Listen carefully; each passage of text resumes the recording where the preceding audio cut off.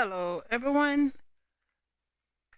We are doing a demo of Broken Roads today. It is Steam Fest. There's a lot of demos happening. This is one of them. Broken Roads has been on my wish list for a while, and this is a perfect way to see what we think about it early.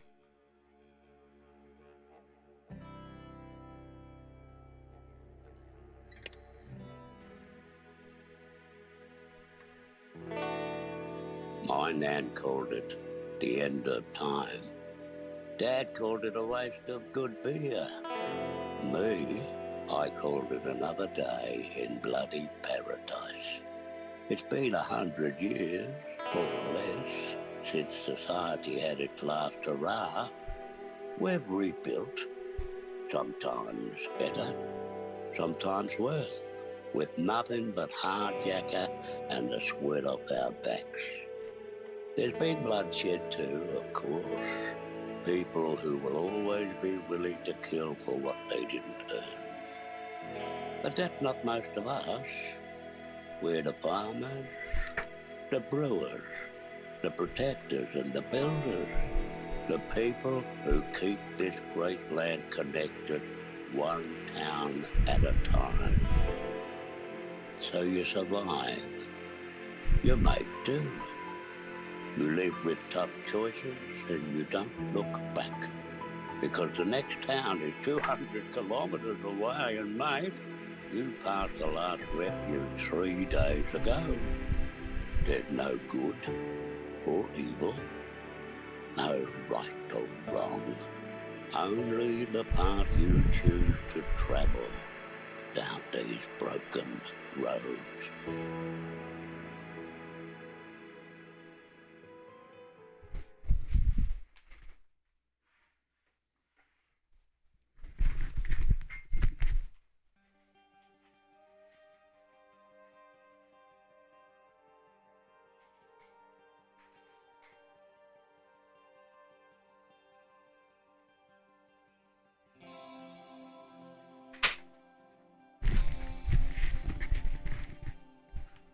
Welcome to the Steam demo of Broken Roads. We're delighted to present the current state of the game, but there's still some time before release. This experience and many gameplay elements will be subject to change over the coming months. We'd love to hear your feedback via our Discord or the form of our website. Every bug you find help us make a better game, and of course, wishlist Broken Roads if you haven't already. Now quit reading this rubbish and get stuck into it. The Drop Bear Bites team.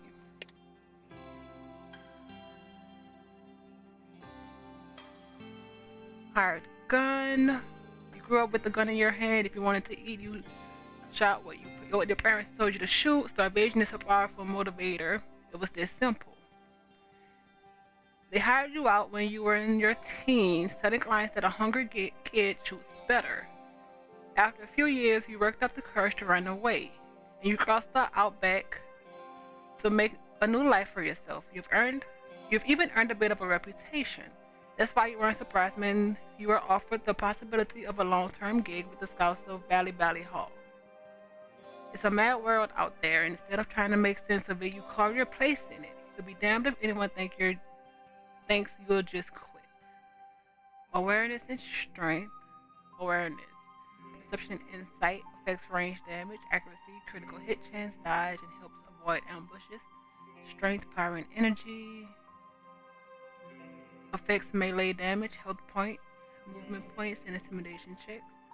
I do like that there's that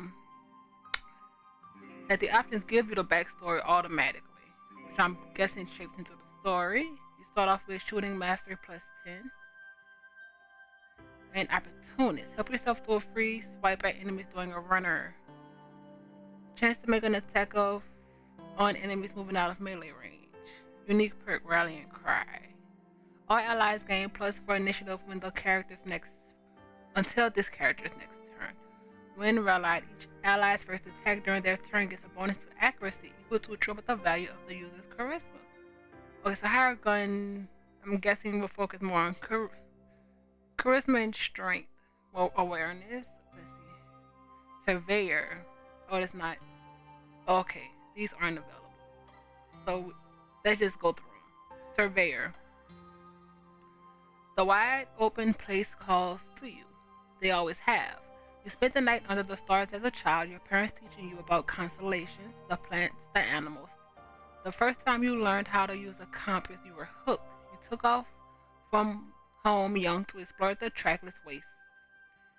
It was only a happy accident that you discovered you could make some serious coin by telling people what you found. You love the thrill of discovering places that fell off the maps or finding the towns that have sprung up since the fall. It's almost as good as getting paid when you tell some new clients what you found. The world is a treasure waiting to be found. You're just the map keeper, the map maker to reveal its secrets. Awareness and intelligence. Starting skill, vigilance, and sage. Vigilance. Preferring the trigger and your eyes down your sights. Preparing to attack and fire on the first enemy who moves within range.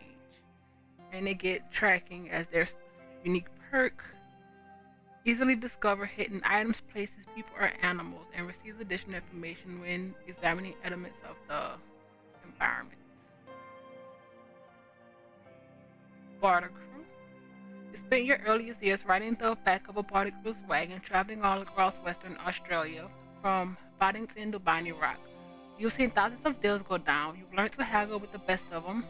When you were knee-high to a quokka, and by the time you were a teen, you decided that maybe it was time to make your own way. You got a head for numbers, an eye for trade, and tongue keen for speech. So this is nothing makes you happier than driving a hard bargain. It's been a hell of a ride. You will get your way. You will hunt down every opportunity in Australia. Charisma, resolve, endurance, and toughness. Starting to scale leadership, flow state, and a unique perk, jack of all trades.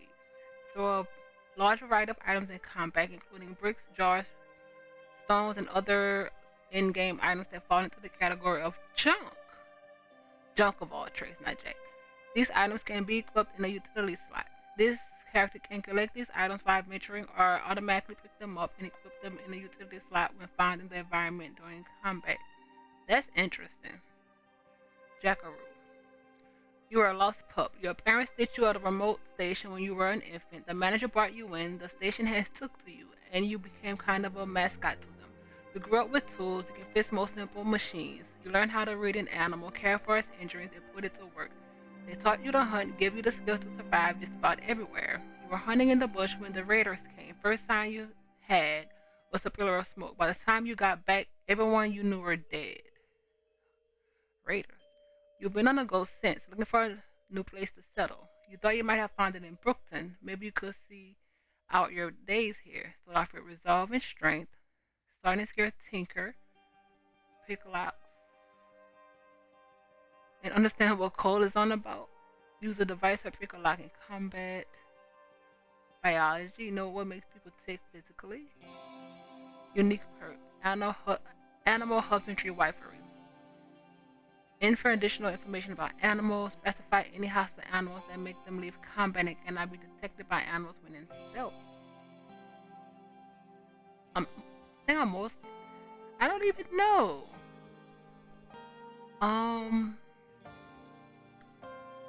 Hired gun is the one we have to take. Appearance.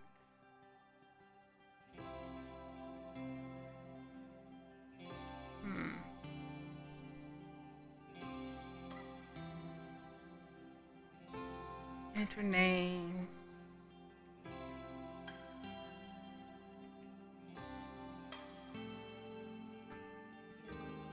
Monique.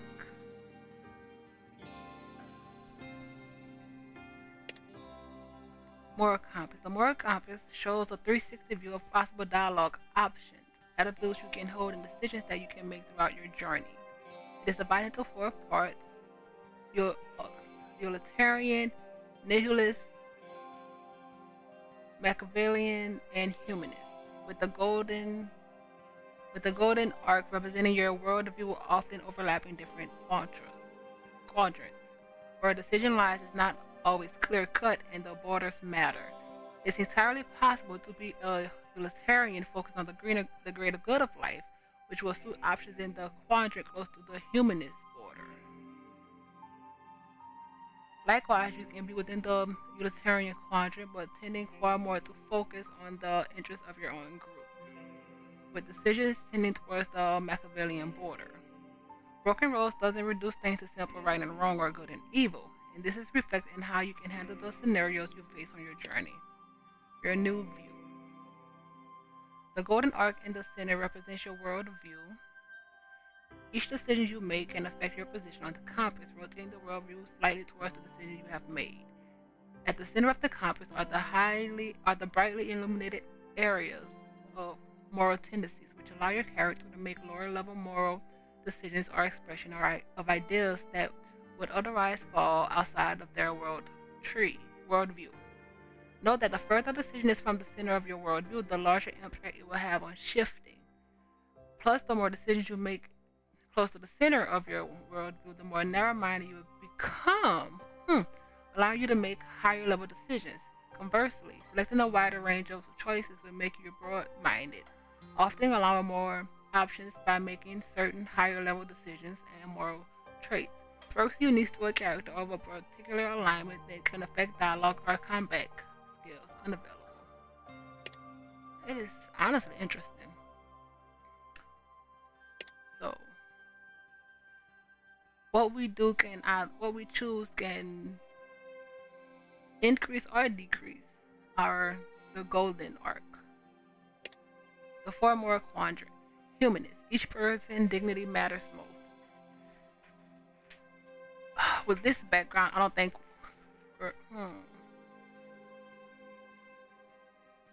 I choose all meanings and thus what matters, but what is inalienable. But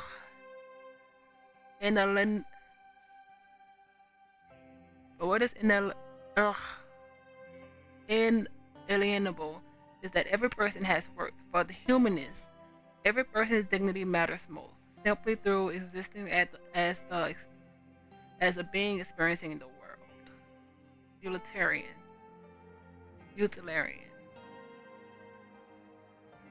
Everyone's happiness combined matters most.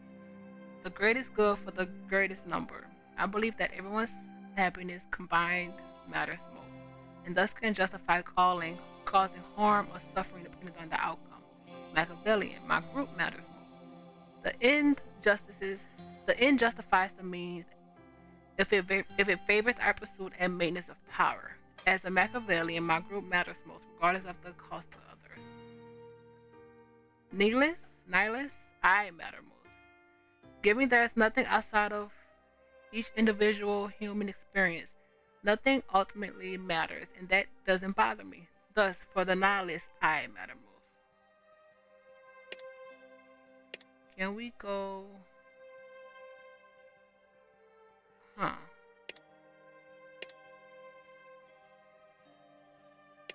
Okay. I want to go back to how was this? Girl with a gun, and we will start the shoot. And our parents starved us, and we had the evil we killed. And we became a team, basically. We ran away from horrible parents, looking for a new life. And we have a reputation now. Alright, question. So we have our background down. You have picked up a job to escort a captured thief. You get to talking and he tells you the sad tale of how he came to be captured. Sounds like he was not really the perp and actually made a good case for his innocence. He begs you to free him. Let him go free. You'll argue his case and at least prevent an innocent man. You've been paid to do a job and you plan to see it through. Despite his appealing potential, prioritize your reputation and ensure you get paid. With this background, this may be closer. Utilitarian, promise him you will plead his case. It doesn't serve anyone's interest to execute an innocent man and doesn't serve yours if he is in fact guilty. The best you can do is assure justice and your rep stays intact. Tell him to make you an offer. You won't get the other half of your pay if you get to Brookton without him, and if you help him escape reputation. Oh yeah, now we have a reputation because we're good at what we do. So which one? Either way, we're doing the job. The issue is how will we do the job?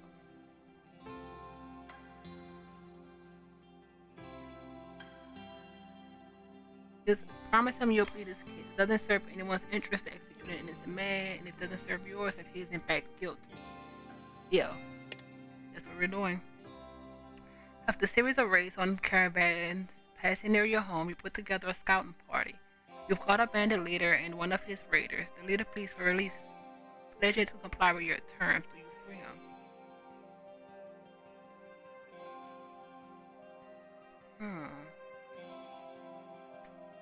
Execute. Nah. Take him back to town and stand trial. Escort them far away, warning them if you catch them again they're dead. Tell him that you'll let one of them go free. Him or his raider.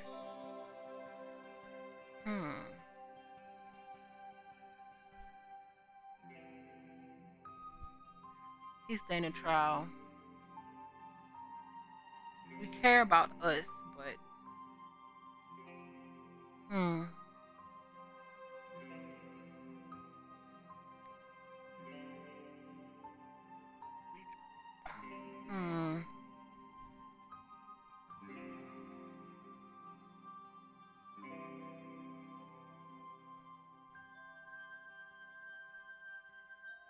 don't want to.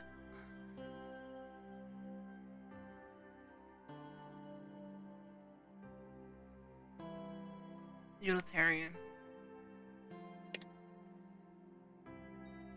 A nearby farmstead has a new chief, and he's starting to flex his muscles. He sends an ally with a threat. Pay tribute or suffer his wrath. He clearly has the military strength to back it up. If he thinks he can take it easy, let him come. You're not scared of his threats. Negotiate with an envoy and escort him back. Conceal your top fighters. Follow. In time, publicly execute the envoy, displaying his head on a spike. Warn the others to surrender their chief or face the same. Send to see if he can enforce his demand. If he can, but nah. We're not, no. Send an envoy in return and try to negotiate with the new chief. War hurts everyone. It may be, nah.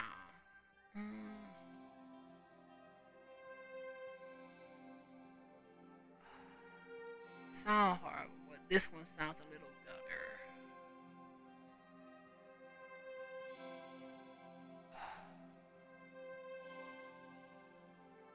Which one is nihilist?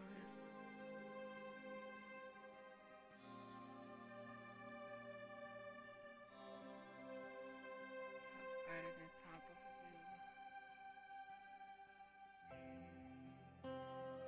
So we're negotiating with him then now. See if he can take it. Go down fighting. A child in the village has started showing symptoms of the plague. The town chose to quarantine him and his family, but you caught him sneaking out of the house to play with other kids. Ooh.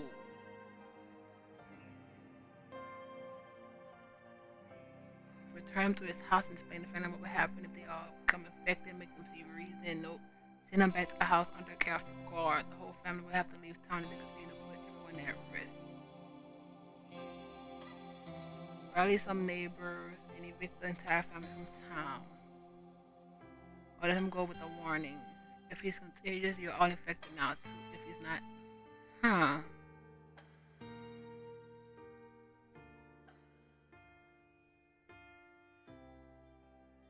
We finally have a home. We're trying to figure out what we want to do. Do we warn him?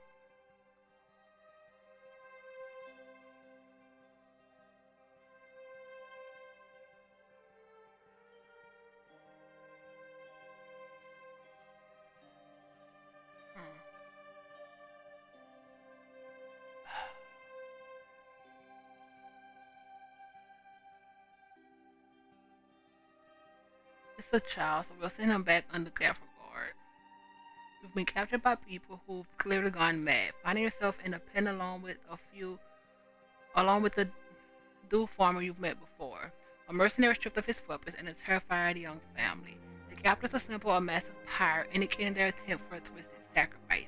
Noticing a guard's distraction, you're certain you can escape on your own, but every person you brought with you increases the chance you'll get caught. No, we're not doing that. Simply on your own. Convince the merc to come with you. The dude farmer can likely find his own way out, and the family is nothing but a liability. Kind of want the merc.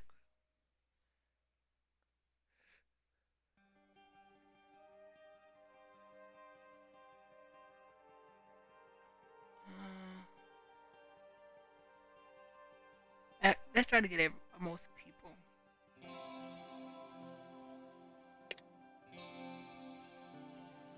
You've discovered a cache of pre-apocalypse supplies in an abandoned farmhouse. You can't carry it all out on your own, so you enlist a few friends from town to help. When you return to the cache, you find a group of emaciated scavengers in the process of looting the place for themselves. Nah, do they keep it? Not at all.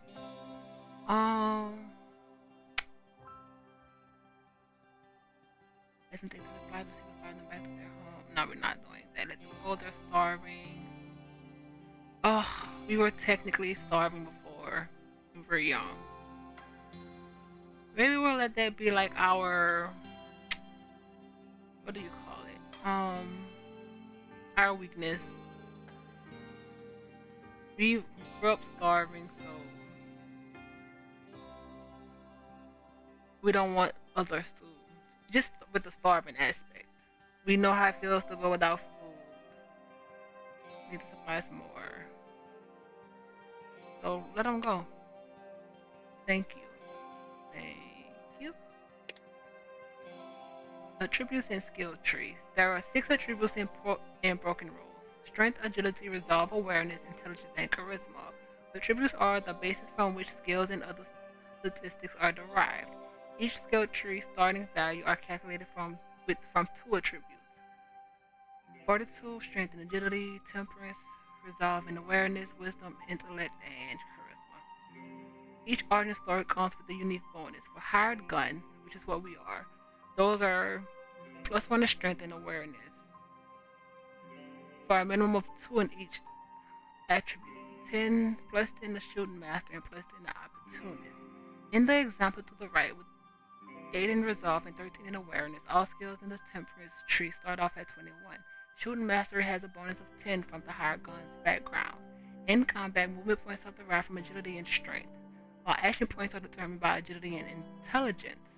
Keep that in mind when distributing attribute points.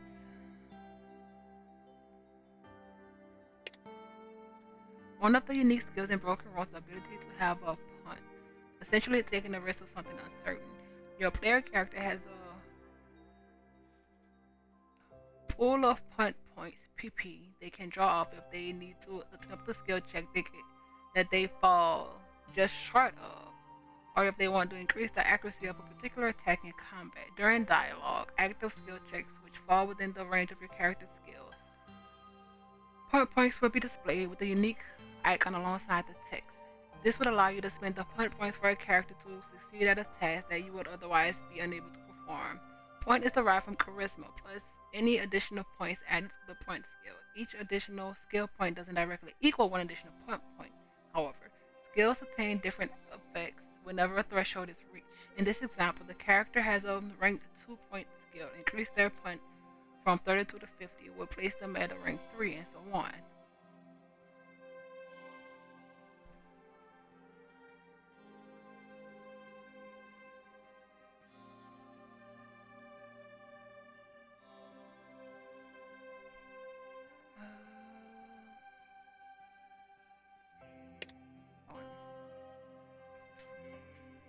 Hired gun. Let's see.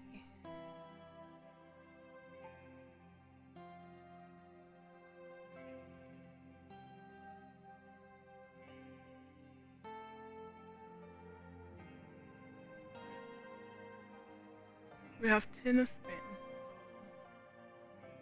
awareness,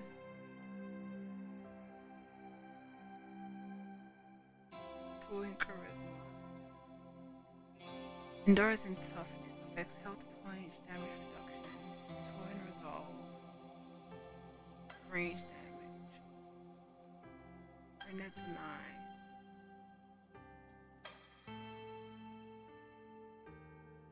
Add 1.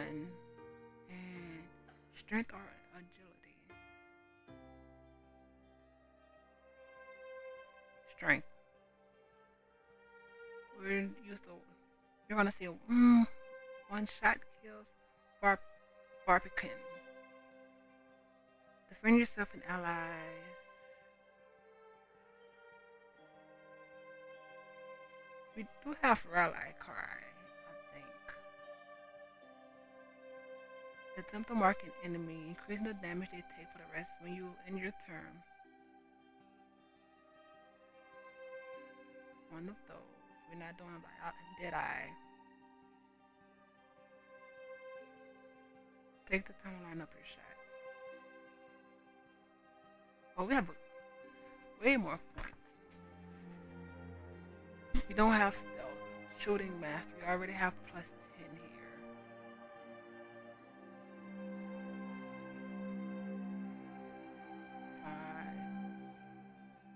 Vigilance.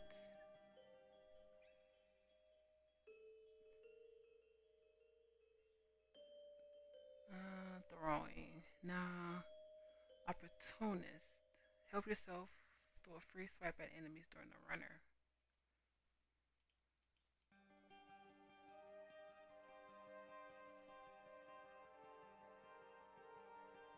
Defend yourself and your allies and absorb a portion of damage dealt to. Huh? Get a bonus to armor. Nah. Beat the heck out of someone with melee. Now we're a shooter.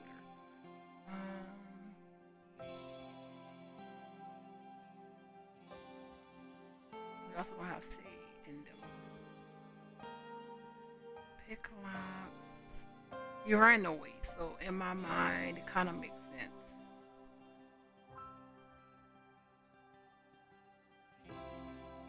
Ah, where is shooting master?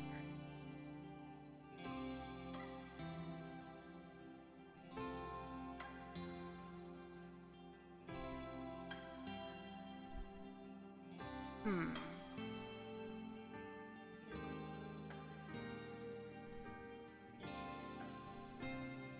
rest did I?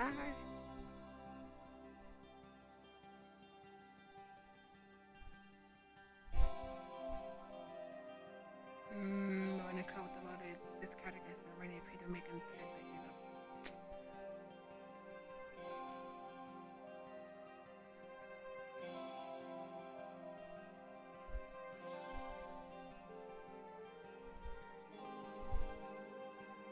This is melee.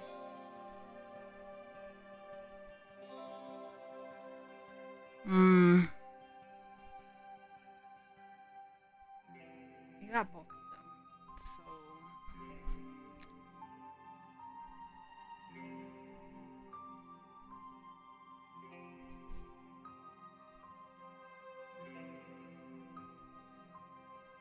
let's just do the rest in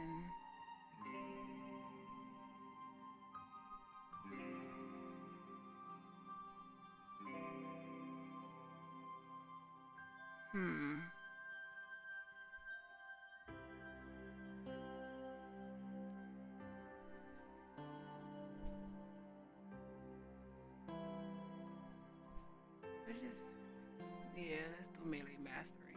Just for when someone's close. And let's start.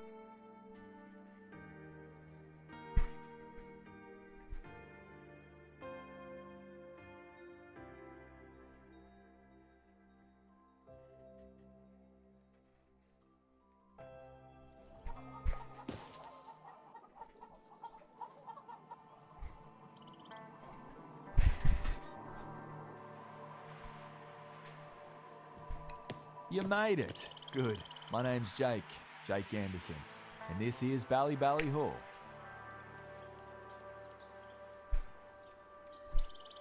The sanded,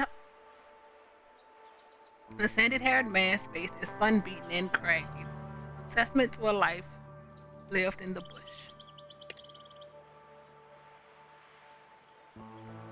Oh, I guess that was it.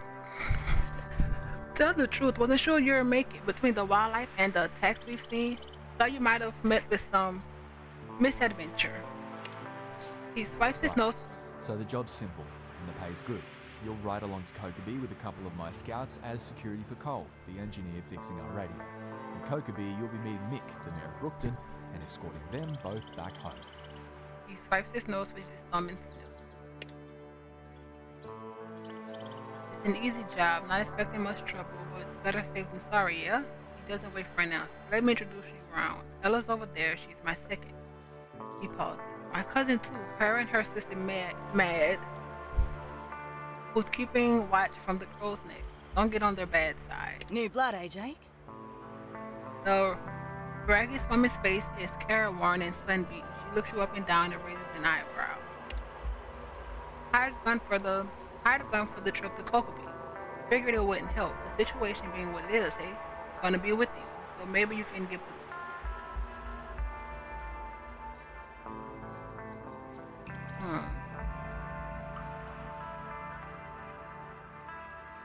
Remain silent.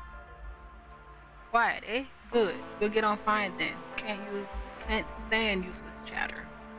You fancy seeing the place? Meet the colorful locals? I have a few questions first. She sighs and crosses her arms. Alright, let's have them. So why is Valley Hall your base? Been in the family for generations, yeah? We've been hunkered down here since the gone away world went away. It's a good spot, close enough to the town that we can reach them, far enough away they don't bother us. And the barely human predators out in the bush, they know not to fuck with us too. Good slight lines from the crow's nest there, up on top of the hall, and we know the land's hereabouts like a lover. No one's creeping up on us. What's the biggest dangers on the road? Likely a bandit or two, but most steer clear when they see we've got guns. She considers for a moment and grudgingly says, it'll be good to have you with us if things go sideways. What can we expect in Crpg? People looking to offload their junk on the next sucker. Barter crews hitting the piss and chewing each other's ears off mostly. Good sport for a few farmers, few savvies, and whoever else brings up their wares. Old rail crossing don't become the main way station this side of Meriden. Generally pretty boring, but it's paying work, so. Jake seems like he's in charge. Where does that put you?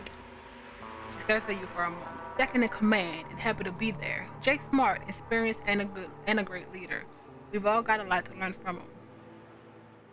Tell me more about these others. They've already met the boss. That leaves Jonesy, Dreamer, and Mad. May as well say hi to Cole too, seeing as you'll be escorting them. She shrugs. I trust who you want to talk to first.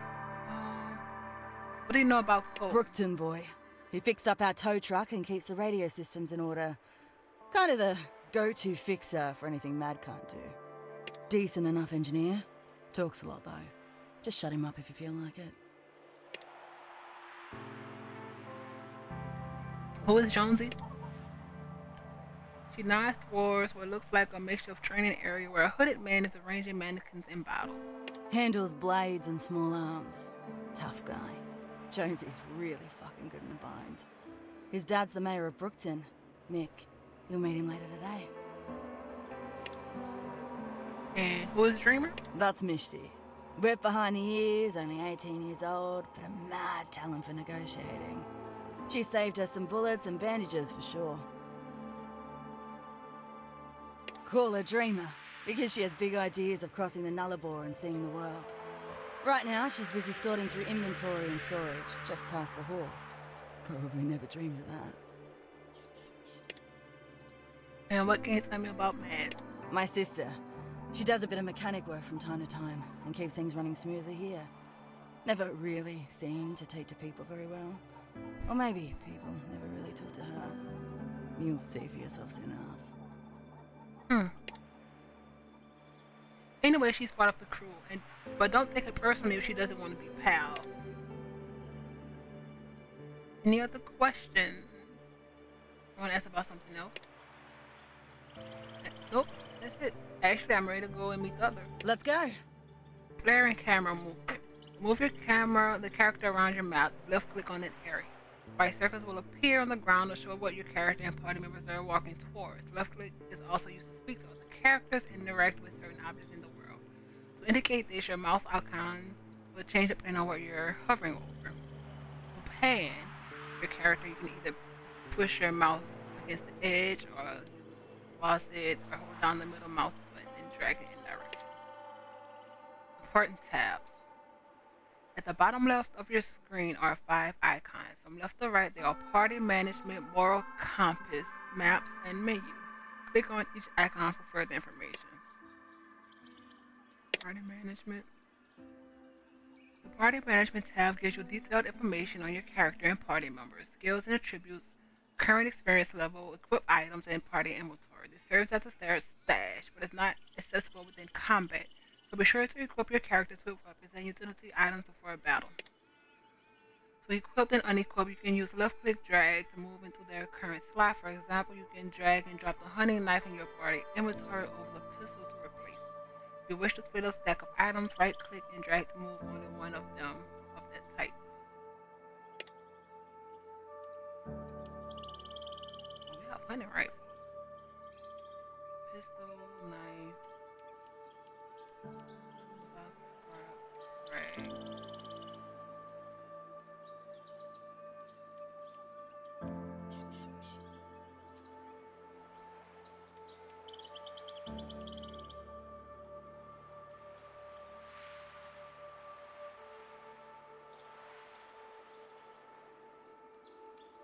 Okay, so everyone looks like they get a range and melee weapon.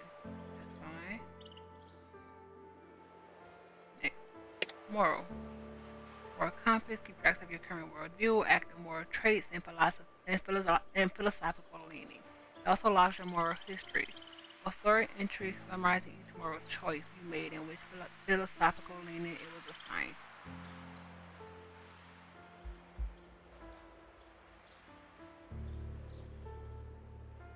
Reduce initiative after 3 turns.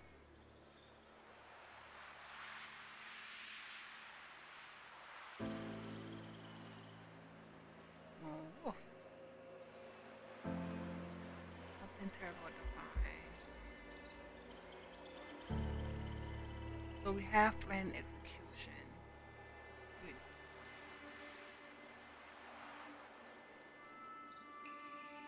Huh.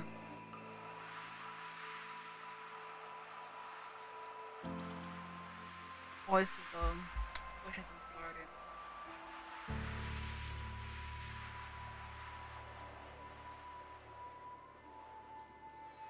Next, journal.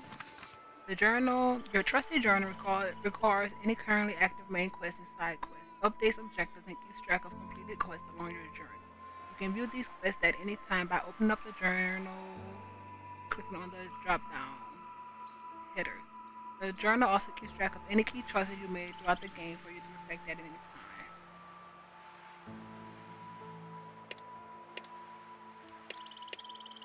Yeah. And map. The map shows an elevated view of your current location with unexplored areas hidden beneath fog of war. It displays landmarks you've come across while in the area and helps you plan where to go next. Okay.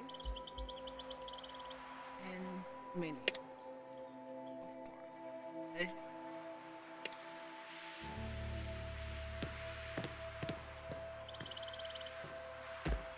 Get a chance to talk to everyone yet? No? Best get on it then. People always want to leave their mark, regardless of how hard it is to read.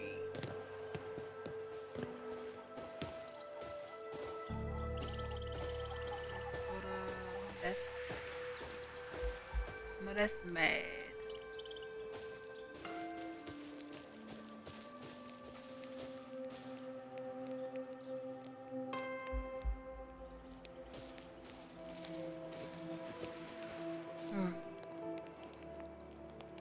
Coals are still glowing faintly over a mound wrapped in aluminum foil.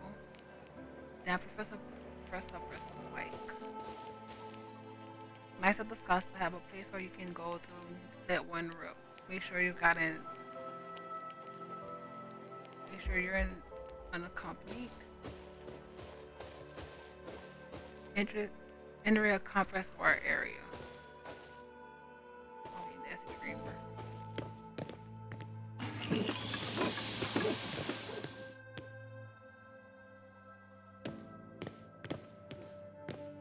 She raises her hand to the young woman as you approach her. Dreamer, give her fresh meat a wave, will you? Fresh meat? For dinner? You know I gave up human flesh, Ella. Huh? Oh, I'm Mishti. They call me Dreamer.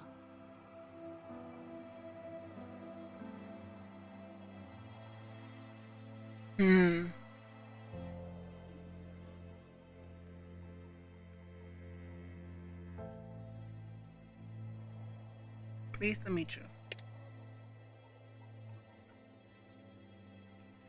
She feigns shock. Oh my, I haven't seen minds like that since I left Meriden. You're a beacon of civilization. Mate, it is a pleasure to meet you. Working with these Daryls all day can be tough. Rough. Ella growls. Daryls? You chose to join the Scouts. You're as dirty as the rest of us now, City Slicker. It's clear she has a soft spot for Dreamer. Anyway, my job here, such as it is, consists of two main gigs. What I do best is convince people to save their bullets. I defuse fights, make sure people get along, keep their blood inside their skins. The other job, cleaning up this mess.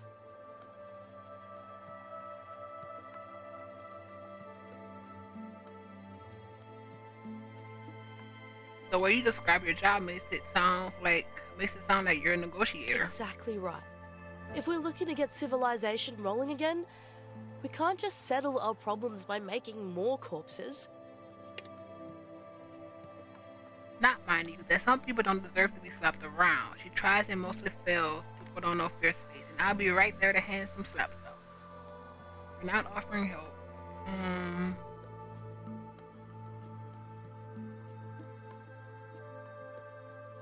All fascinating.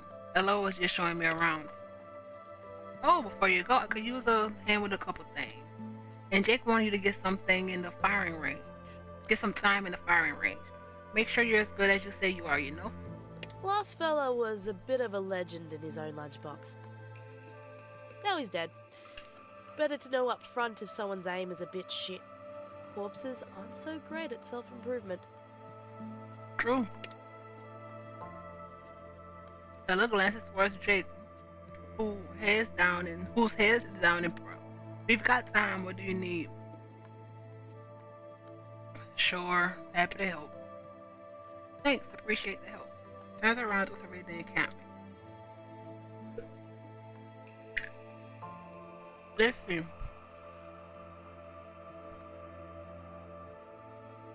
Jake wants you to get your gun hand warmed up. Then I need some scrub cleared out, pallet, and a tub filled with water. Easy peasy.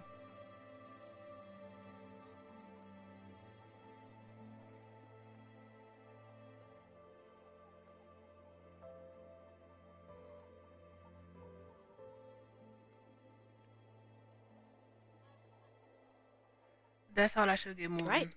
It should be easy work. Clear the scrub from the camel paddock. Try a little target practice with Jonesy and refill the water in the bathtub.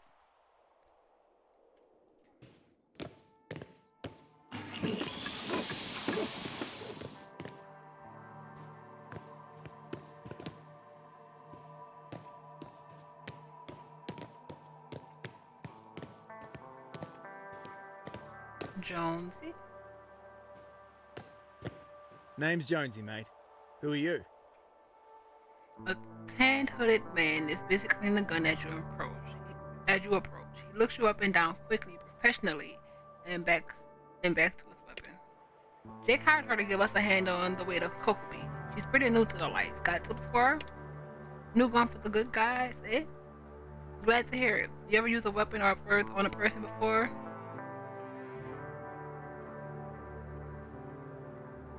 Oh, so we can either tell the truth or lie. We can make it a true or a lie. Yeah, loads of times. He raised an eyebrow. That's why Ella thinks I can teach anything to a... Then why Ella thinks I can teach anything to a hardcore killer like you? Maybe this will be helpful. So, my advice is this. Time comes to throw down, don't blink.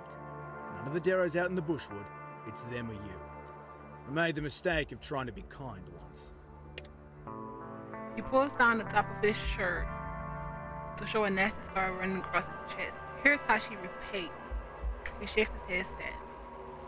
When they sunk that low, you only help them. The only help from is hot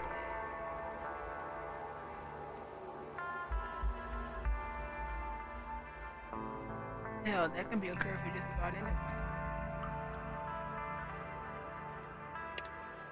He flashes a quick first grin. You'll do fine out here, new kid. Hate to run this discussion, but we're supposed to keep swearing our friend here around. You and Jake are headed back to Brookton after Alderside, yes? Yeah, gonna swing by and see me old man. Got to update him on the kill count.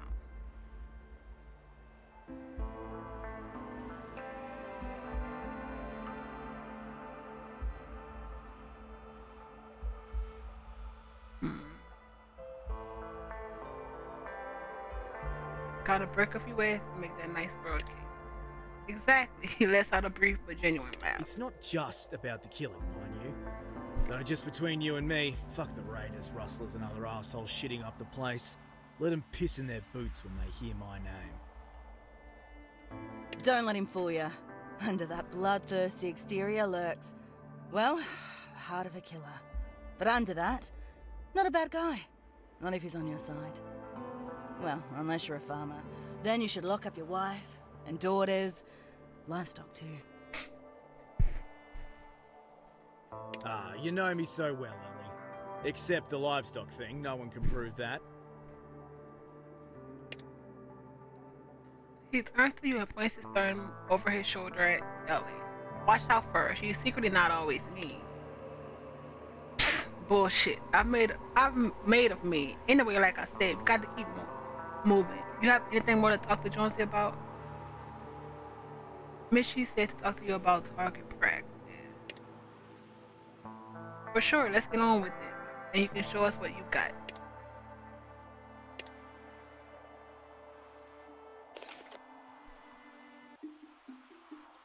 Different weapons are more effective depending on the distance from the target. Pistols and shotguns work well up close, rifles from a medium distance, and snipers from a little further away.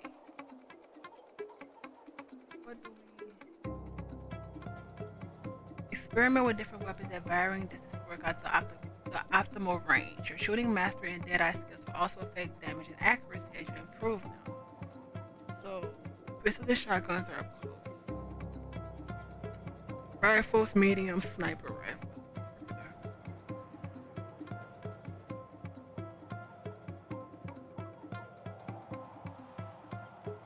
Oh wait, how many? I guess I have 4. Move down. 3. Oh, there's one. Nice. Gotcha.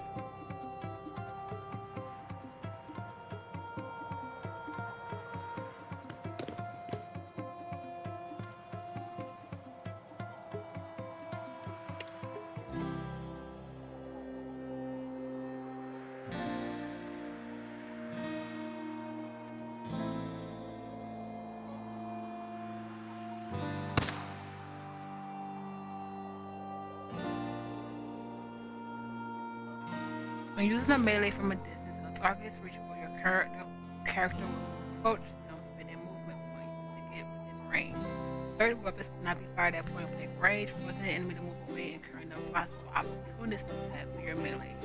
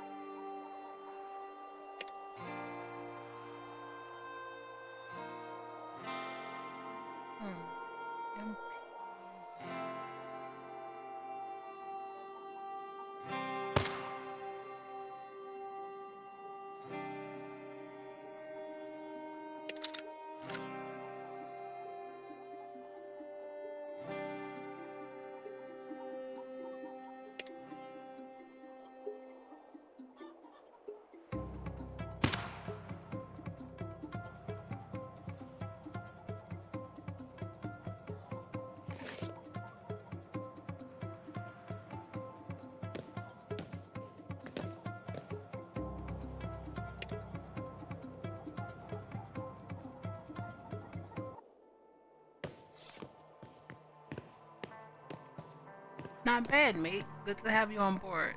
Hey, Ella, you might not be the resident sharpshooter much longer.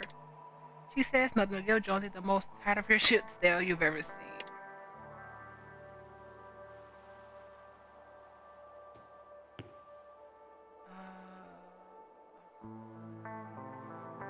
How long have you been at this villain killing business? 10 years or so. Made a pretty good dent in their population too. Have any good stories about the other scouts? He opens his mouth, glances at Ella, who's staring daggers at him, and snaps it shut again. Nope. What's your story?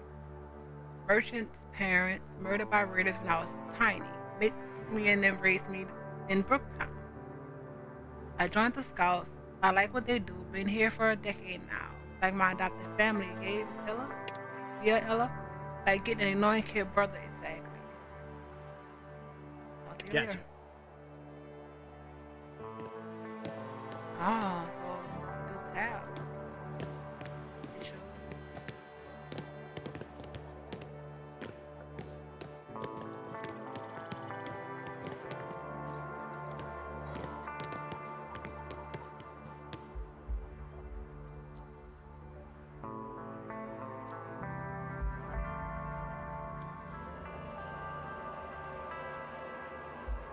Let's go to Dreamer.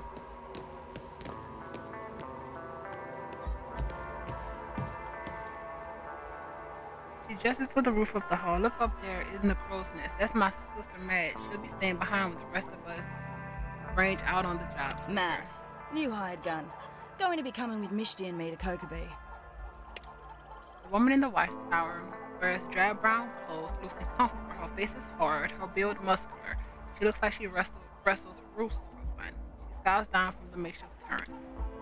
You babysitting Ella or is she sitting you?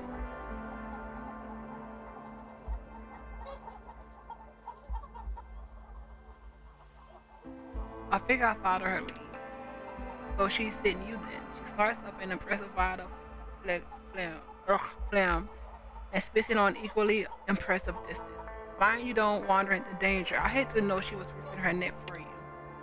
Like I'm the one who needs a sitter, Mad. Wasn't that long ago I was changing your nappies? You ready to move on, meet the others? Fuck off, Ella, she says without rancor. Hey, before you go, new kid, I need you to make the perimeter secure before you head out. Don't want any unpleasant surprises. What do you need? Not going to run your mouth then, eh? We'll get along fine. She chews her lip for a moment, studying the fence in place. I want you to walk a circle around the outside of the fence, check it for holes. If a dingo can fit through, call it out and we'll patch it up. No need for you to get your precious hands dirty. Just need your eyes.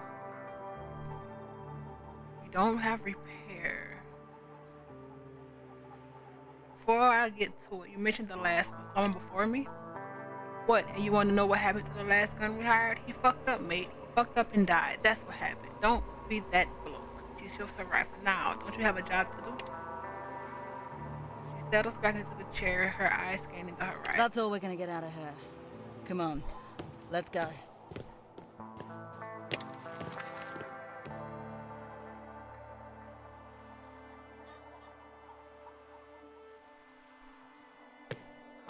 Dreamer. He smiles broadly as you approach. Hey, how's the work treating you? Oh no. Later. We talked to her already.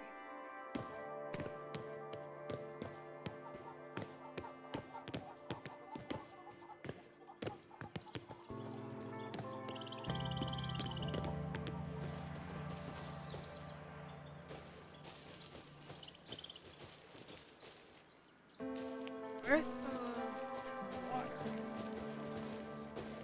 So that we're supposed to refill.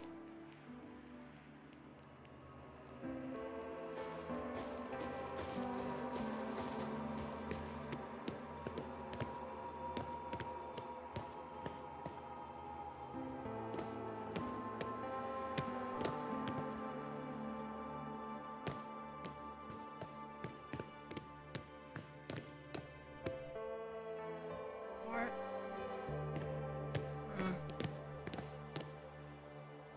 Someone searched something into the water. He's not happy, Jan.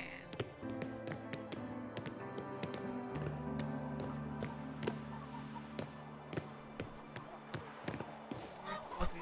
Oh, There's only a small amount of grimy water left in the Oh, tub. narrator. Those camels are going to need something to drink, and soon. Fill the tub with fresh water. You quickly fill the tub, providing clean drinking water for those noble beasts. You're already a hero, Thank a you. real hero. Good on you.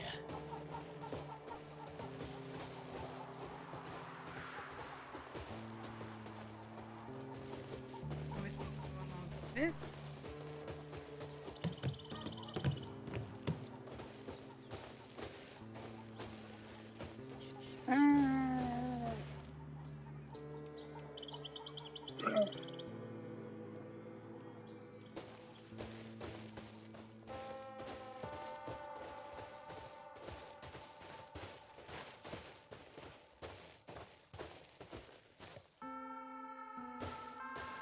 Local CB radio network has been essential for the nearby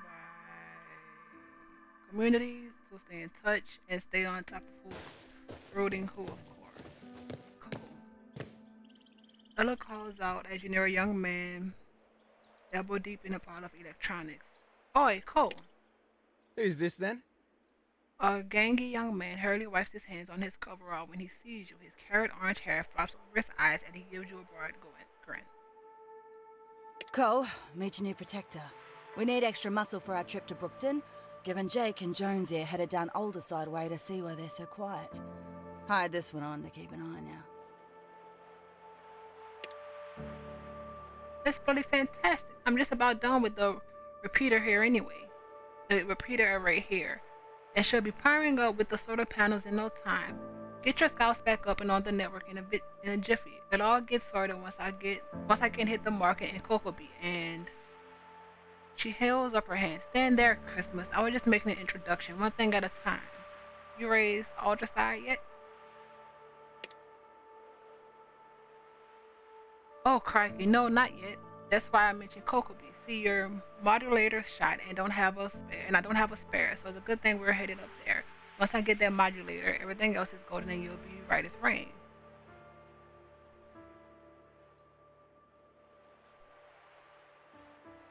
The scouts don't have a... Now, let us speak. She was on her lip. Alright, how soon can you move out?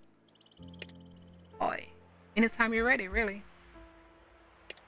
She shoots you a look. Maybe we got some work for... We've got some work to do for the scouts, but shouldn't take long. Oh, I know that feeling. Could be minutes, could be hours. They'll just take care of this then. He settles back happily. We'll have plenty of time to chat on the way to Crpg. Alright. Clear the scrub. Yeah. That's one. Camel. I think that's it. Let's go back to the camel because we did.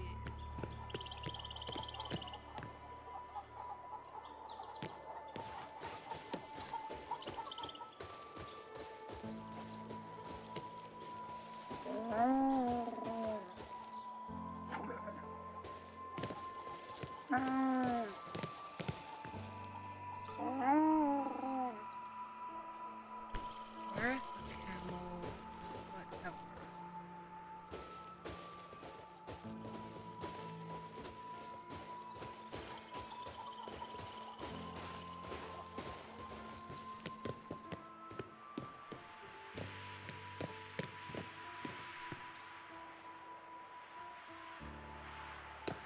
It's in here somewhere.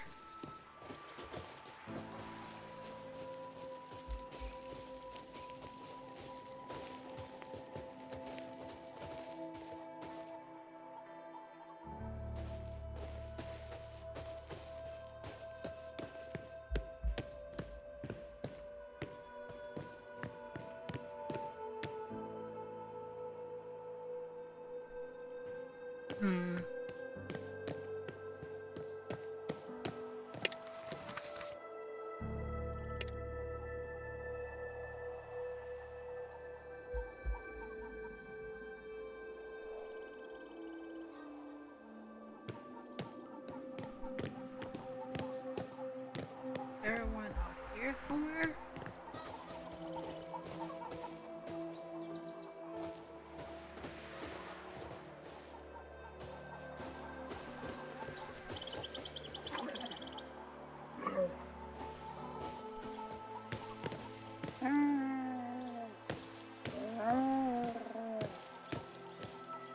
Hmm.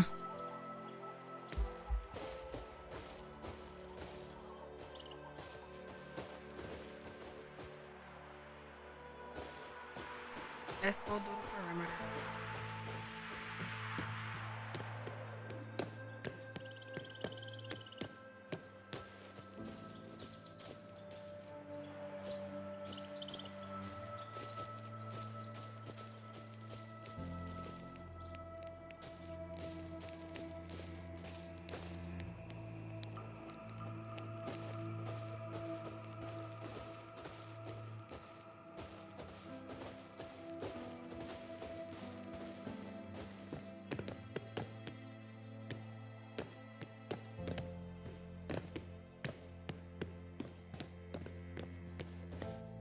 Hey, here's something. Ella stops and spits a small hole in the fence. Bloody thing's falling apart. Mad will need to pitch this one properly. She shouts over the fence. Boy, Misty. You hear me? Tell Matt she's got a proper patch up job to do out here, would you? Oh, she's gonna love that. Okay, let's move. Need to do a thorough check of the whole fence before we're done.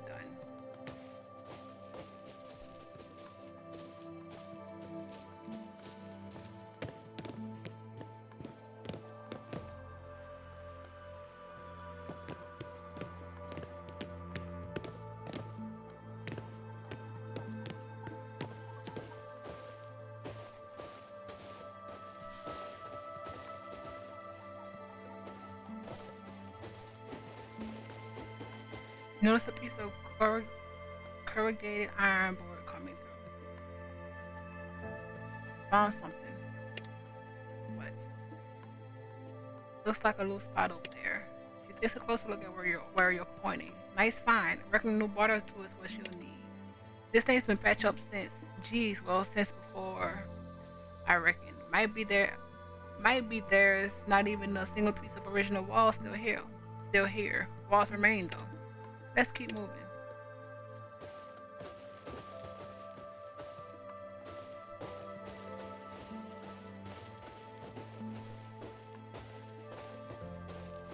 Hold up, she stopped and motioned towards a section of a nearby fence. A small pile of dirt is next to a shallow hole.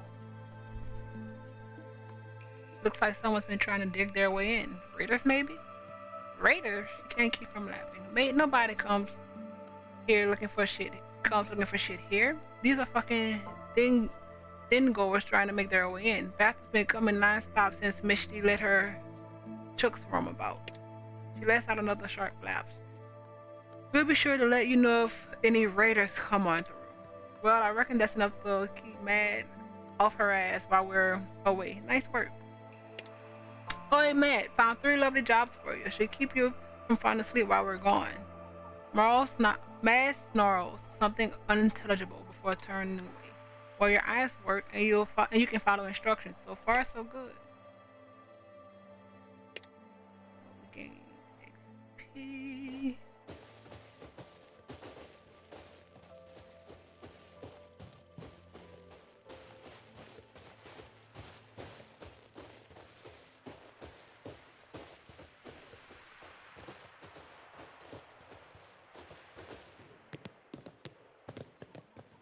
We still have to find the camel's paddock.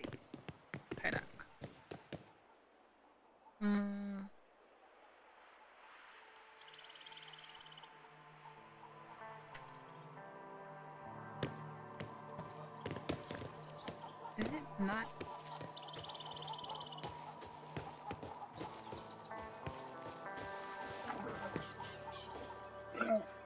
Is this not it?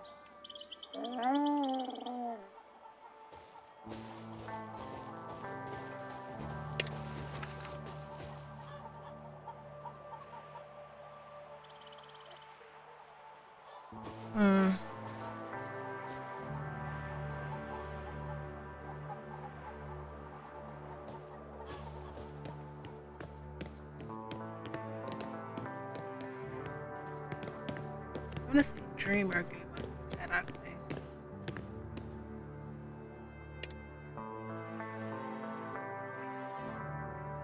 Later.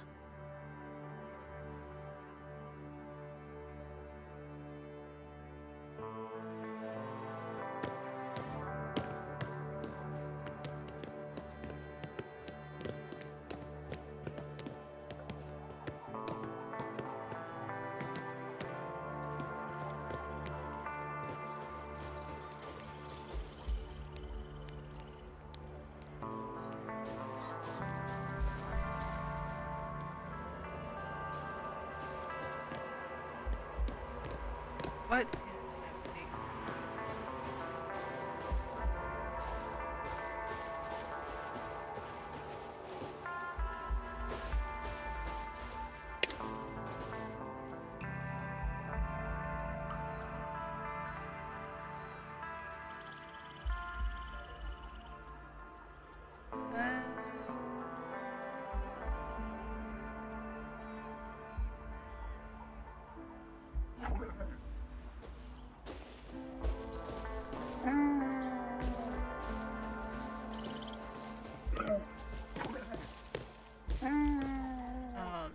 Hey.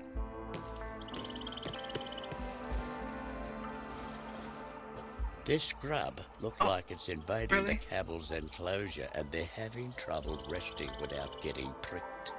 It wouldn't take you long to clear it out. Remove it. The job only takes a few minutes and the paddock is cleared. The scouts will no doubt be happy with your handiwork.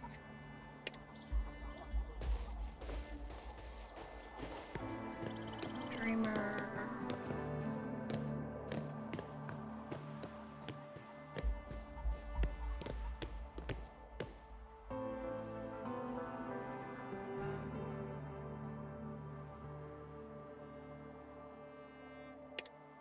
I finished everything. That's bloody fantastic! Great work, mate. I definitely owe you one. Remind me at the pub later on, would ya? She gives you a big grin. Here you go. You saved me a ton of trouble. Anything else today?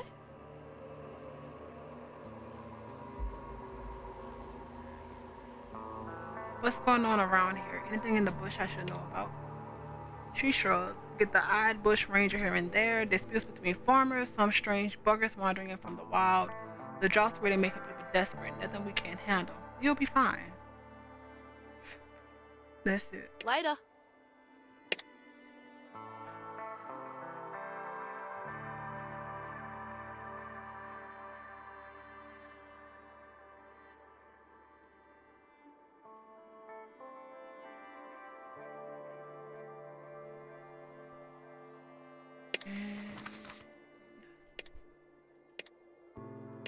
Yep. You can go to Jake.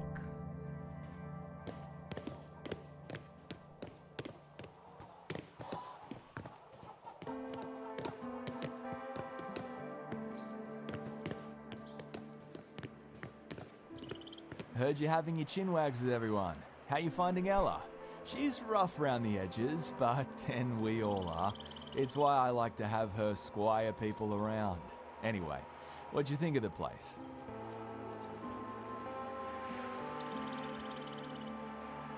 It's alright.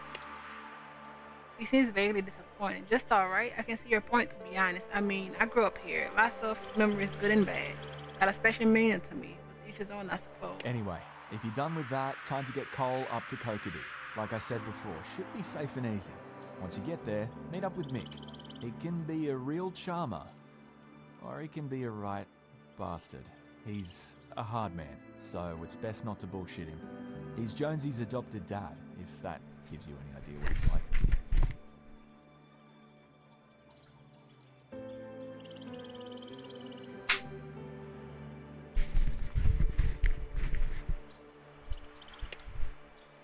You'll be going with him back to Brookton. Jonesy and me will meet you there once we finished up in Alderside. Anything else you need here from Bali before we go?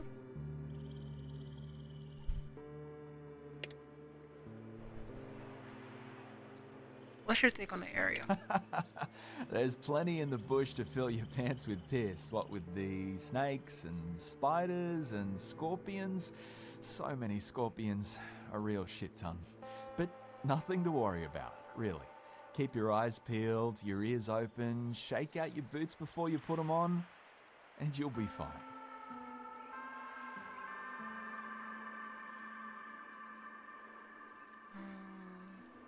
How did you wind up here in Bali Hall? Family land, ain't it? The great grands bought it back in the day. They saw the big fuck up coming, pardon my French, and got wise. Stocked the place up and raised their kids, taught them how to survive out here. Then they raised my parents raised me. Ancestral birthright, eh? You're standing in it. A voice comes floating from the crow's nest. Ancestral. It's been in the family for like 100 years. It's not a bloody ancient castle, you pretentious fuckwit. He calls back. Yeah, obviously that's exactly what I mean. He shrugs. That's mad. Weighing in with her signature charm. Anyway, our family's been here pretty much since everything went to shit. Kept that place as our home, kept a watch over the area. Sometimes we even taken strays. How'd you come to be the leader of these scouts? After World War shit, my folks decided they might as well make themselves useful. Being a scout's family tradition at this point, and since I'm the oldest by a fair bit, I'm the one in charge. And it's Ella, then mad. Though that one needs a little more time in the oven. He strokes his chin thoughtfully. Don't reckon she got the right temperament for a leader, you know? Didn't you always say family business stays in the family, Jake? Fair dinkum. Ella, you know I'm right. He turns back to you. Anyway, that's why I'm in charge. Big, bright guy like me rises to the top. Pretty not the chance of being born first. Good luck out there. Yep, we've wrapped up what Misty and Matt asked. Let's get going. Okay, best of luck with everything. We'll meet you in Brooklyn once we're done. Jonesy, grab your gear. We're rolling out. Same, run our way then. She shouts to the other two. Go, Dreamer, let's get on the road.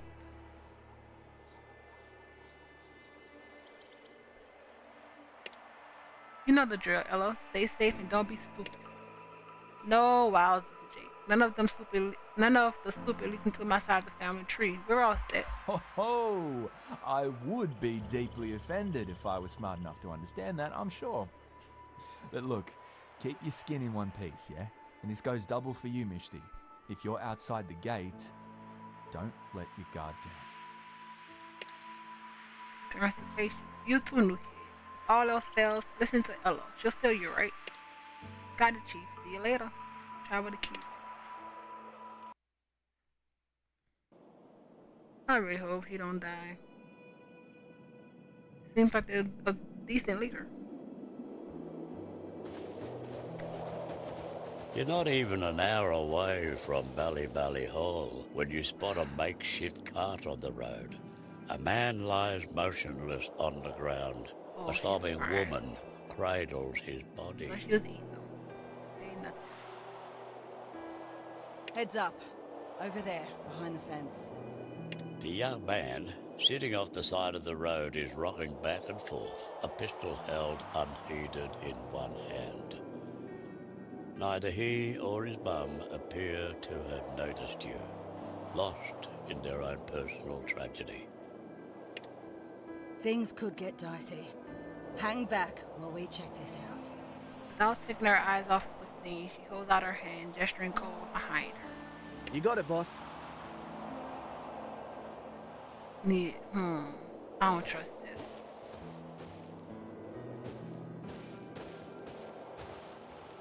Can we separate? Stay back. I've got a gun. He holds the pistol loosely in your direction, a mop of dusty brown hair hanging down into his eyes. He shakes his head and to clear his vision. He can't be more than 18.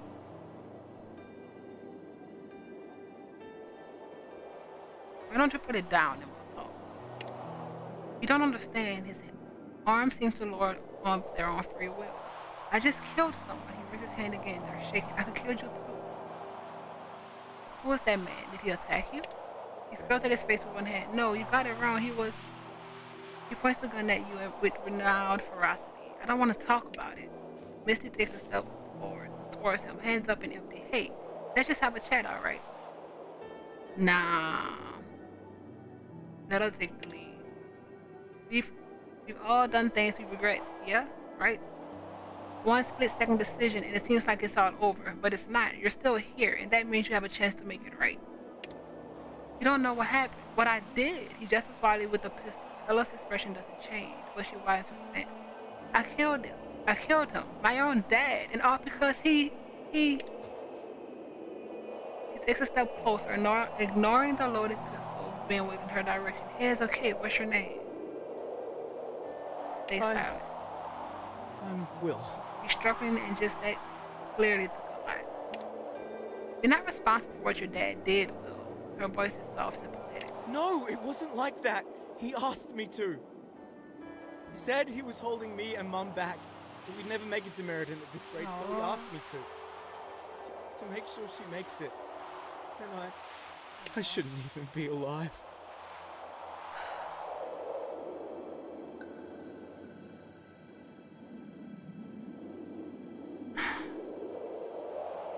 Oh, man. I'd rather shoot him in the leg.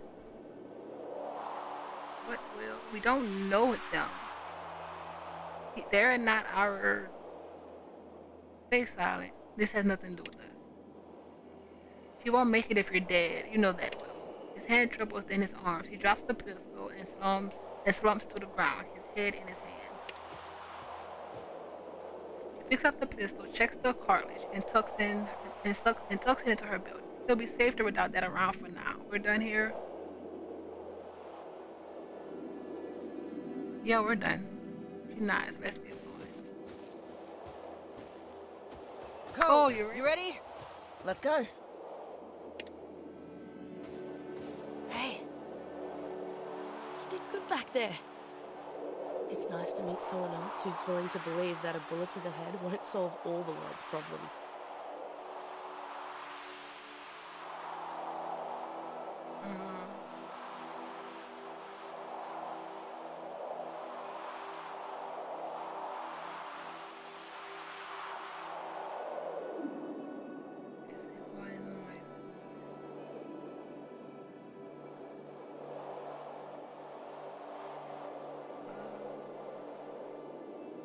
Sometimes we make bad decisions, but it doesn't mean we have to keep making them.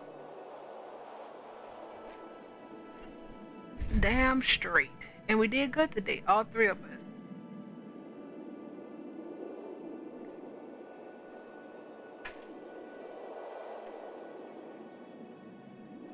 She grins at you, then removes her hand. Let's keep going.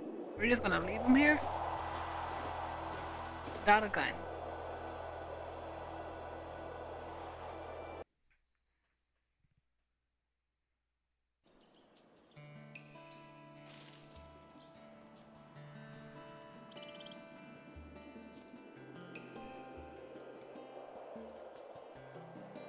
Welcome to Crpg Way Station.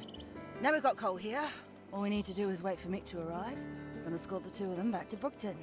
He should be arriving any minute now. Any minute now? I'm going to go to check the radio tower and catch up with Dustin. He's usually got modulators up the wazoo. I'll be down there if you need me. There he goes. Never a dull moment with Cole around. Ella doesn't quite smile, but her face takes on a slightly softer edge. I'll introduce you to Tina. She runs this place. Good person to know if you're looking for work. Oi, Tiny!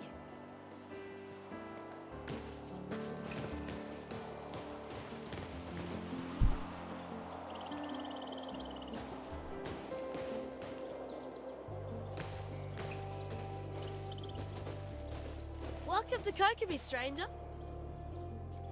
The effervescent teenager in an outdated conductor's outfit salutes you neatly as you approach. A polished silver whistle hangs on her chain at her hip. Tina, good day. We're just here to pick up some parts for the radio, and then we're down to Brooklyn with Mick and Cole. Thought we'd say hi while we're here. She gestures vaguely at you. This here is a hired gun. Jake reckoned we could use the extra hand. There, now you're introduced. Ella, Misty, you've always a pleasure. She smiles, the dimple on her face, the dimples on her cheek making her look even younger. Mick's not here yet, but you're just in time. I've got a little bit of pest powder, and I hope you can set me clear.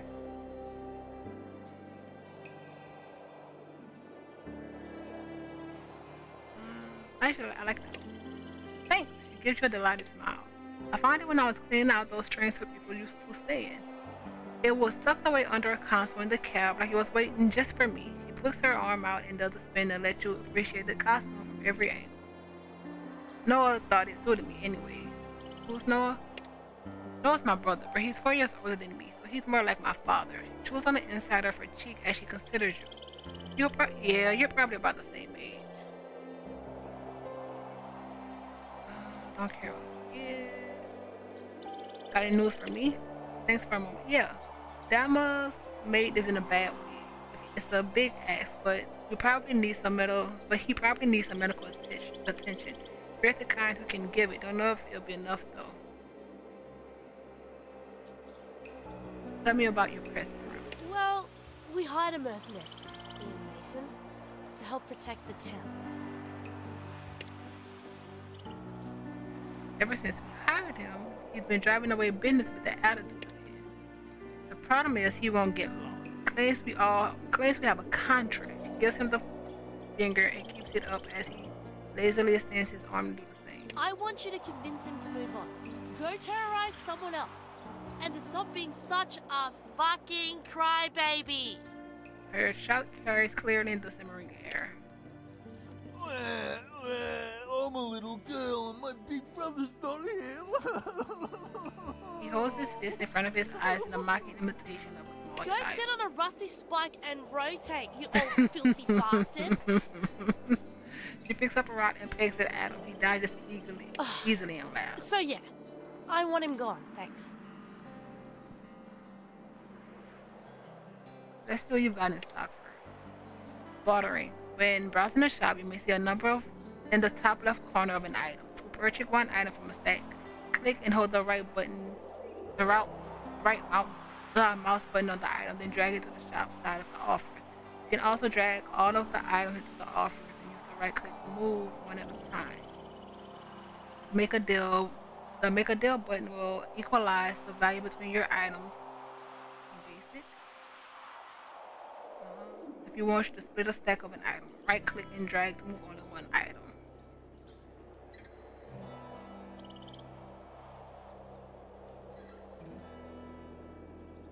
Camel milk.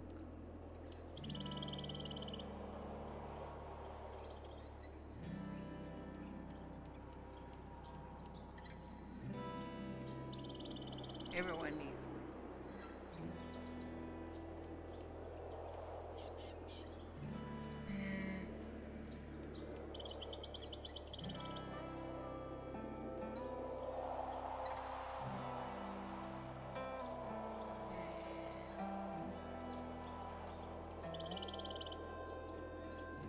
This is key.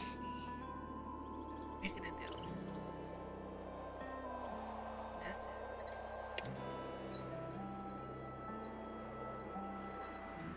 I'll go take care of Ian Mason Looking now. forward to your problem-solving capacities.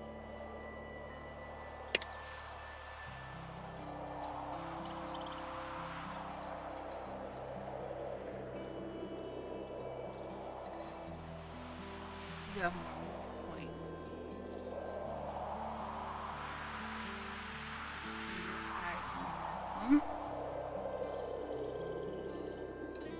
Tell us high in temperance. And we're kind of split the road.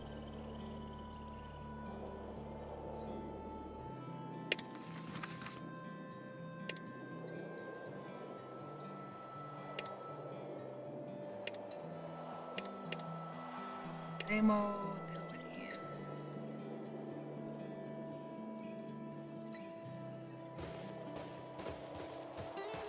Pick up the demo. G'day, name's Damo. The young man stands up straight, bouncing his feet restlessly as you approach. He has a smear of grease under one eye and a dust mop of unattended hair held at bay by a weather-beaten cap. Everyone needs fuel. Black gold's rarer than actual gold these days. I got petrol, diesel, whatever you need. Best prices this side of Meriden, or I'll eat my hat.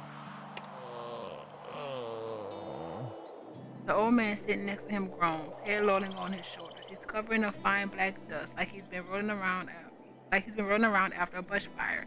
A thin sheen of sweat glistens on his cheek, but his lips are as dry as the desert's air. Damon looks at him in concern. Steady on now, old fellow. He speaks with a forced joviality, and there's a tenderness in his face that his worry can't quite conceal. I heard from Tina that your mate needs help. What can I do? You've got into a bit of trouble at the refinery and Sid ended up copying the worst of it. He says everything was fair dinkum. Now his hair's falling out and he hasn't eaten in 3 days. You know, all he probably needs is some iodine. She looks at Sid tapping her chin. I've got a doctor friend down Brookton way. She'll help him, especially if you told her I sent you. I'm sure Jesse to let us take him in the camel cart. What do you reckon, Ella? I reckon you got a soft spot for sad cases. Well, sorta. Say nothing. Really? I mean, thanks. Yes, please. He springs forward and shakes your hand so hard it makes your elbow hurt. I'd shake your head, but I've had the runs for the past 6 days. You don't want to know what I've been using for toilet paper. Sid looks up at you, his lips cracked and face pale. He's sweating and shivering and has difficulty in focusing his gaze. You're not gonna shit on me, are you? I hope not. A violent tripper shakes him from head to toe. You just settle back and rest, old fella. When Jess arrives, we'll get you set up nice and comfy for the ride to town. Tries to speak, but the trembling of his lips defeats him. In the end, he simply I told you there were good people out here. That's horrible.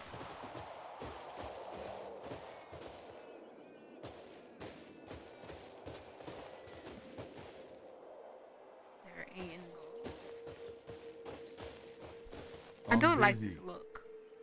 He has the stance of someone who's seen other people with military training but never been through it himself. He reeks of sweat, and his camel is obviously the wrong color for the surrounding terrain. He lazily gives you his attention. What do you want, sweetheart?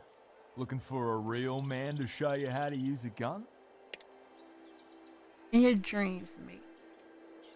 What's your deal? My deal? He spared you an amused glance. My deal is that I'm the only one standing between these bogans and a slow death in the sun. There'll be no cocoa beef if I wasn't protecting this place. Everyone will be too scared to set up shop, like you and whoever else crawled out from under a rock to live here. Actually, I'm pretty sure protecting the people and places around here is what we do. The man ignores her. Ever thought about joining up with the scouts? He snorts. That ramshackle outfit, I'd rather kiss my own face with a tired iron. Don't. Ella holds out a hand in silence. Misty's retort. He's just trying to get you riled up. He smirks. Need a hand? With what? The camel dung or the bloody flies? He waves his hand in the Aussie salute. Go pick up all the shit you like. I won't stop you. Tina wants you to move on, mate. I don't give a fuck what Tina wants. She hired me. And I've kept my end of the bargain, protecting Kokobi. It's gonna take more than you and your 2 little nursemaids to change my mind.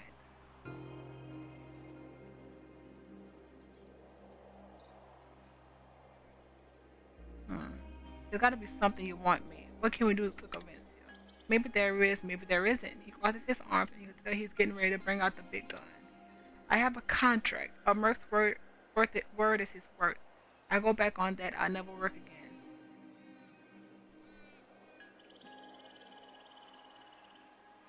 You never work again if you're dead either.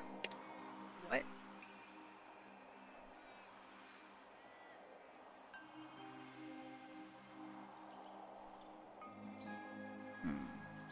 How are you going to protect all these people if you get yourself killed by running your mouth? His face curls up, scowling as he gets your meaning. It sounds like you're the one that ain't going to get yourself killed.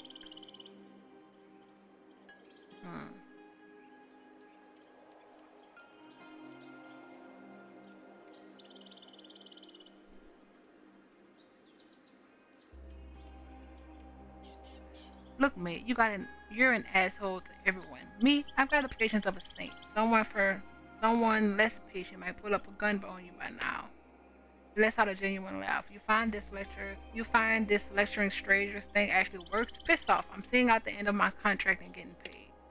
The smirk fades from his face and he pauses for a second considering. Look, only way I'm leaving is if you pay out my contract. He jabs your finger for emphasis, hard enough for to leave a brew with 50 bucks cash or the gun of yours. What he'll do.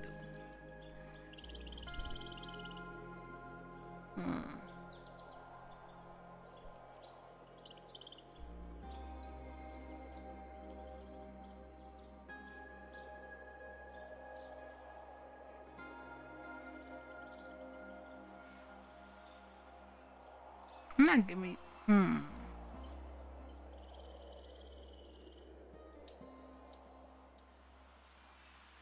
Here's my offer. If you leave now, I won't tell the scouts and everyone we can get on the radio that you're an incompetent asshole. His face goes red and he nods tersely. You've made your point. I was getting bored of this shithole anyway. Good luck protecting the place without me. Technically, he did have a contract. I didn't have the money.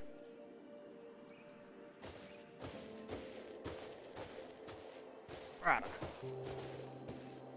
Welcome to Crpg. Her smile is genuine if it is hesitant. So maybe you come here all the time. Sorry I've been out of the trading game for a while. Needing the water? What's your story? I'm Frida, got a decent source of sweet tasting water, and I'm looking for a long-term mutual exchange. She appraises you with a practiced eye. Forgive me, but you don't seem like the settled down type. If you come across someone who's looking for a steady supply and can buy in bulk, tell them to look me up though. What are you doing here? Selling water, or at least I hope so. Do you want to buy some? What can you tell me about Crpg? It's a lot bigger than it used to be. She laughed abruptly, starting herself. Not much to do, but it's a handy crossword for hawking your wares at half its price of buy. Let's see what you've got.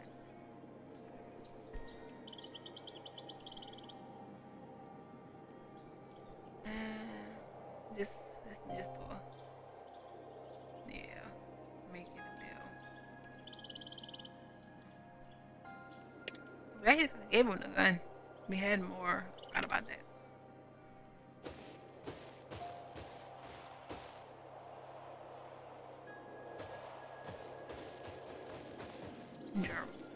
Friend, welcome to Crpg and the energy source of the future.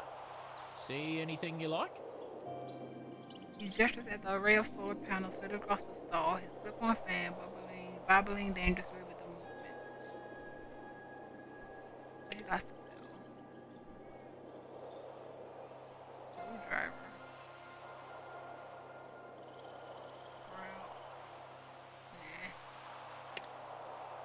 What makes your solar panel so special?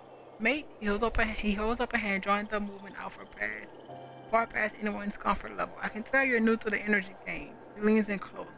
These guys don't give a rat's ass about keeping informed, but me, I know my worth. When it comes to energy, you've got three choices, right? Dig up some black stuff and set it on fire, use that big old fire orb up in the sky, or run water through some turbine or some shit. I don't know anything about you, but I don't see a whole lot of water nearby, and I hate getting dirt under my fingernails. What's so special about the solar? It's the gentleman's energy source, or the ladies. He gives you a worried look before resuming his spiel. And civilization, my friend, that's the way of the future. He finally runs out of steam and gives you a supposedly charming smile. So what you say, do you invest in better, brighter you? Bye. Come back soon.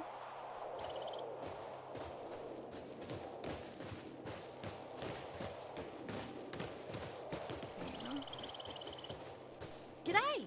What can I do for you? Took care of the merc. Yeah, I saw. Gotta admit, I was hoping for a little more wham, pow, bam, bam, but she shrugged. I guess I'm glad you didn't have to beat him up. We still could. Tina wags her finger at Misty in mock sternness. You're a cheeky one, aren't you? But she smiles. She lets out a sigh, all the tension draining from her body. Finally, I feel like this place is on the up and up. Thanks again, friend. Shake her hand. Here's the beginning of a beautiful partnership. So, in that Delvin mix gonna arrive, you're new to this area, aren't you? Her tone is sympathetic. Mix of force of nature like a cyclone or a dust storm. When he's here, you'll know. Oh, you'll know alright. Don't forget he's the one paying us today. Come on, what's life without a little bit of fun? At your employer's expense. She pauses. Actually, don't answer that. I don't want to know. Bye. Spot some new arrivals. And would you look at that? Look at that, right on time. If by that you mean half a day late, she waves at a sun-baked woman, an overdressed man walking over from where they've hitched their camel. Hello there, Tina. Lovely as the day is long, as always. We would have been here sooner, but, well, let's just say it's been an eventful day. Looks frazzled. It certainly has. Had some excitement in the morning, had to deal with some diplomacy after that. Not a bad day's work if I say so myself. I suppose introductions are in order. I'm Mick Jones and this is Jess Brown. Brookton's barter crew. I'm needed elsewhere. He studies you. So you're a new face in the crowd. You're into forging alliances, or do you prefer to rough it alone?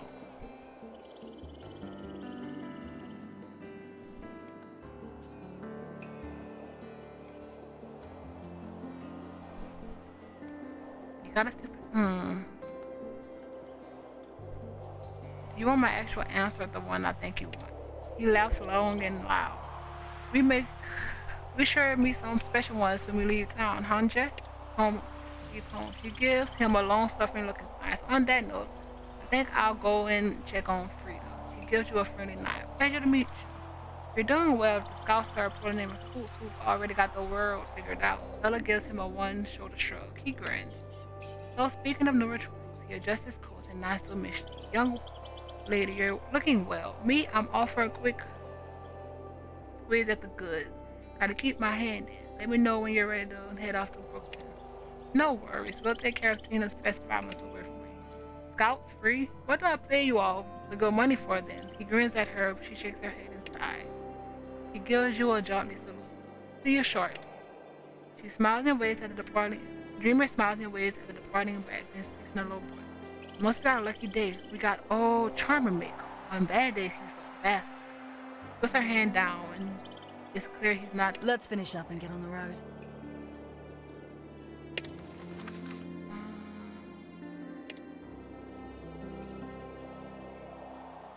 Oh yeah, we got.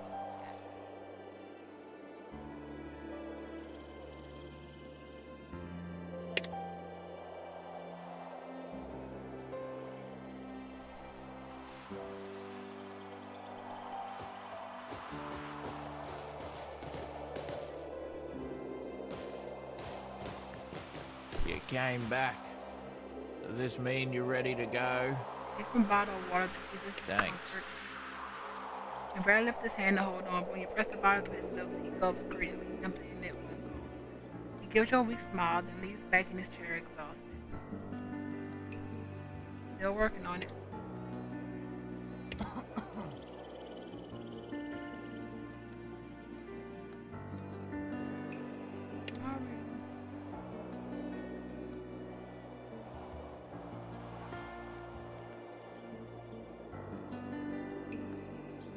Earth chest.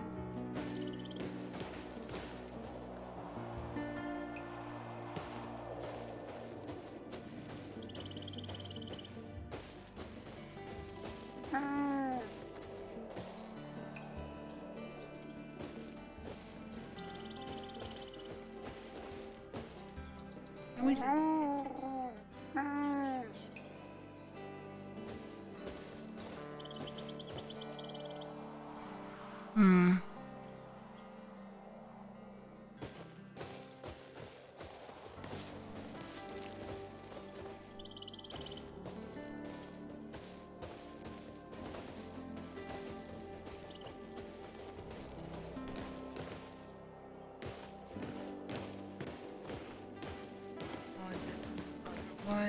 the one that came with. Where did she go?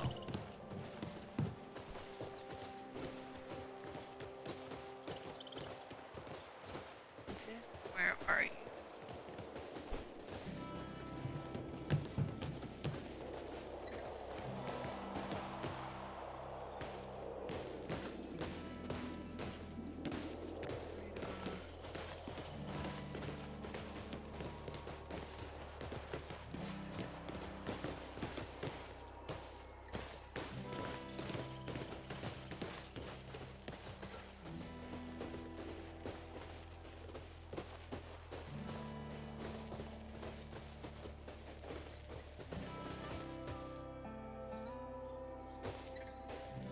Where in the world did Jess go?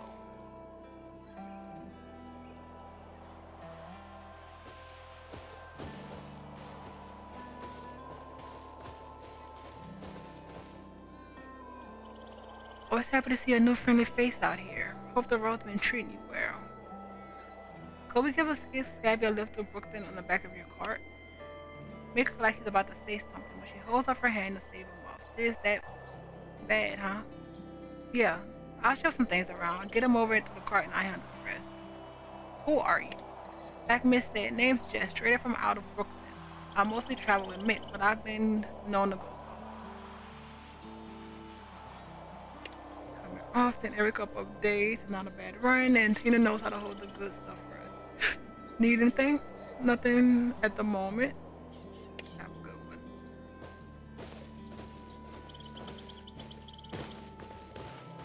You came back. This Ready? Ready to go. As this night, Damo helps him to his feet. Throwing said arm across his shoulders. Damos Alba drags him to the camel. He gets him settled and turns to you.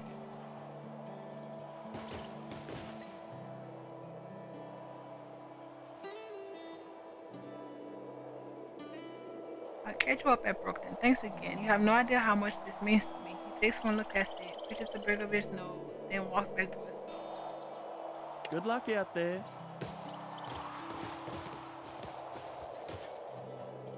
We'll take you to Brooklyn when you're ready to go. It's always pays the travel impact. I'm done here, ready to go back to Brooklyn.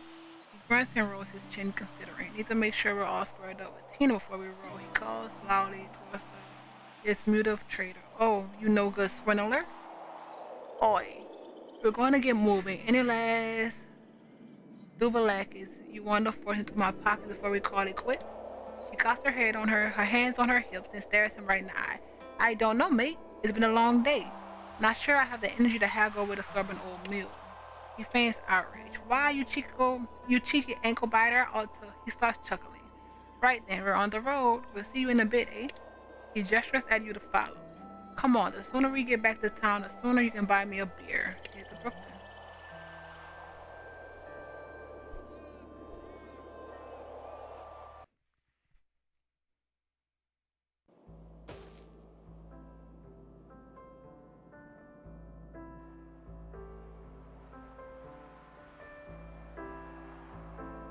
Well, now, he cranks his neck, then gives him a little shake. It's getting late, but here we are. You should have a look around town. Introduce yourself to the locals. Never hurts to know who you're dealing with, especially if you're planning on heading out this way often. Any pointers on who I should meet? Depends on what you're after. We got a local and blow-in merchants right here, but they'll be gone by dark if you want to barter. Sarah's down at the clinic if you need any doctoring, and of course Sally's at the Broken Arms if you're ready for a beer. He shrugs.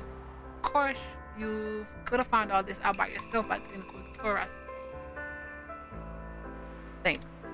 Come on, I'll show you around. Let's go!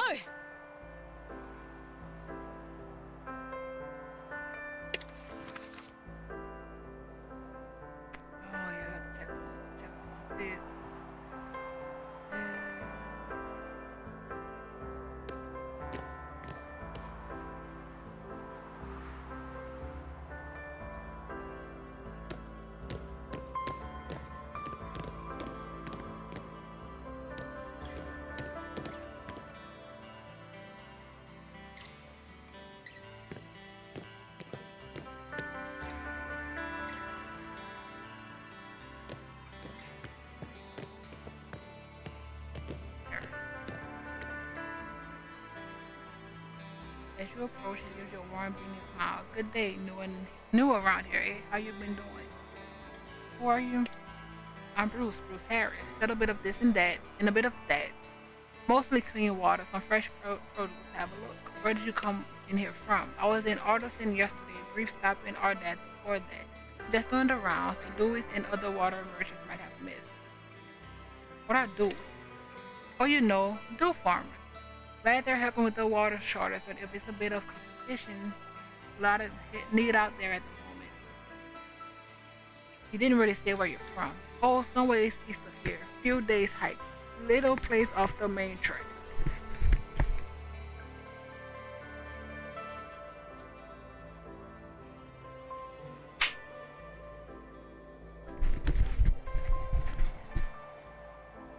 And where specifically are you from? Geez, persistent, aren't you? His smile fades for the first time, but he still had the same warmth about him as he speaks. I'd have said where if I were keen for you to know. A lot of us blow in here, do some trade, and then blow out. Again, I got mouths to feed back home. They rely on home staying off the maps. Fair.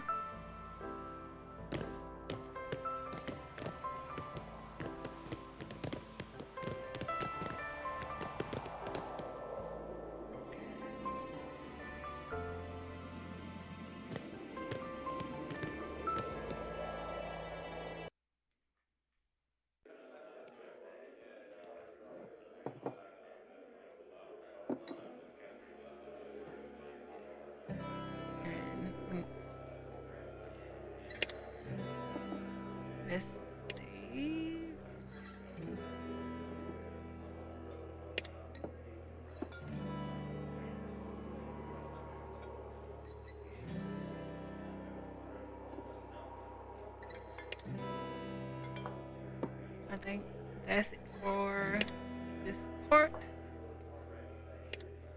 Interesting. Really no combat yet. A lot of reading. Well, it's early access. Well, it's not pre-launch. It's a demo.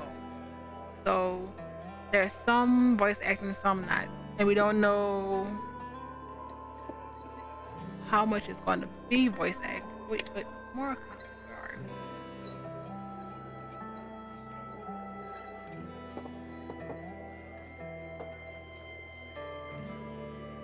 And right now we know nothing about the actual major story, but it's interesting on the different towns they have so far.